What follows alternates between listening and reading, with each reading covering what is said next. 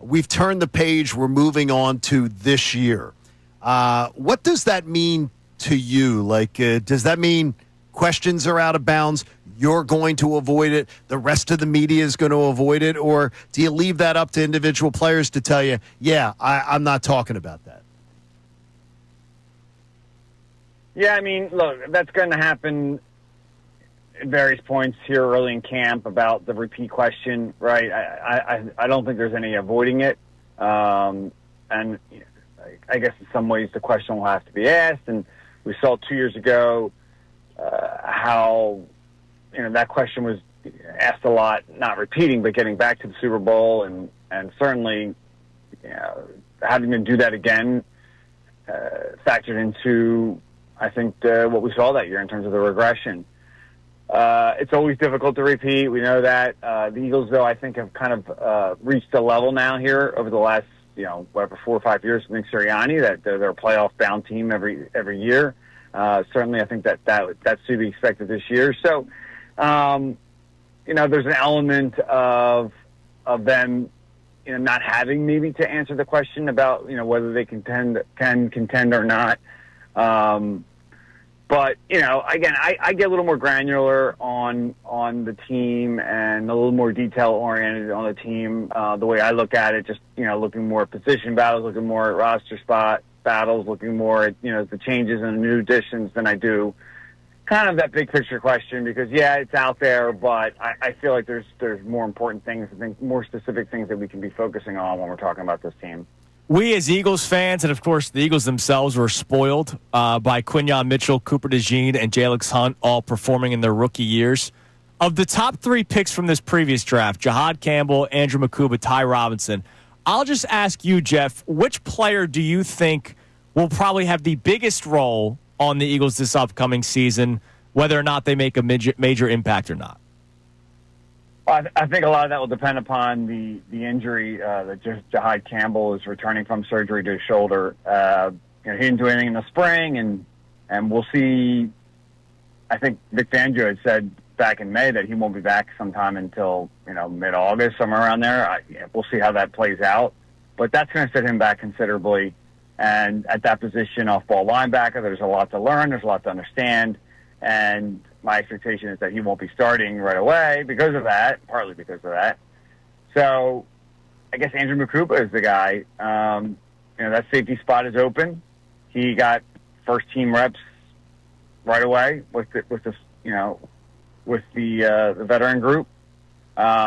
Sidney Brown did as well. I think those probably are the two main combatants for that spot. But, this is the guy that Vic Fangio clearly wanted, coveted.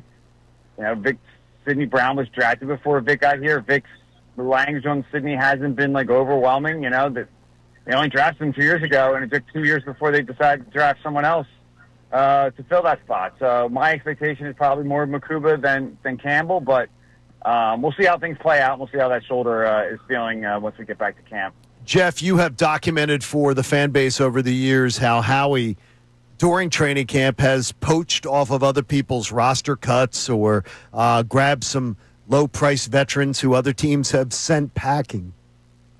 What position groups do you think potentially he could be looking to do that for later on this summer? Or not based on injury, but maybe based on where you think he could be a little thin right now? Yeah, well, again, if they don't feel great about the safety spot, if they don't feel great about the cornerback spot, maybe they do something there. Probably not. They have guys lined up, young guys for those spots, as I mentioned, at safety, at cornerback, Keely Ringo, and they got Adoree Jackson. So they have people. Of course, injuries happen, and that could factor into whether he decides to make a move. But, if I'm looking at a position that I'd be a little concerned about, just because there's a lack of experience. It's an edge rusher. They had some movement there. They did bring in a couple guys that have proven it before, but maybe not as much as they want on contract years. So they're improving when you approve it deals. You mentioned Jalix Hunt before. He really showed something as a rookie, especially late last season.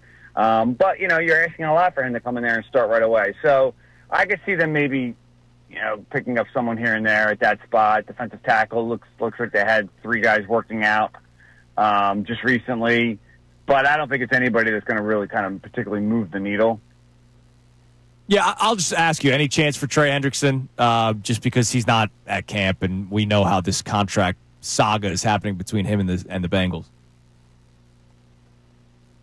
Oh, I never even thought about that.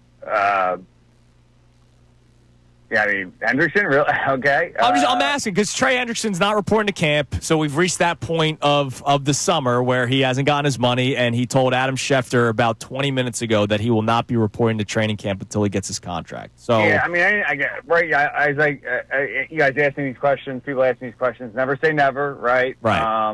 Maybe there's a way that they can. Maybe there's a way they can do something with the contract to get him in cap-wise, but I think it'd be very difficult for the Eagles to spend that much.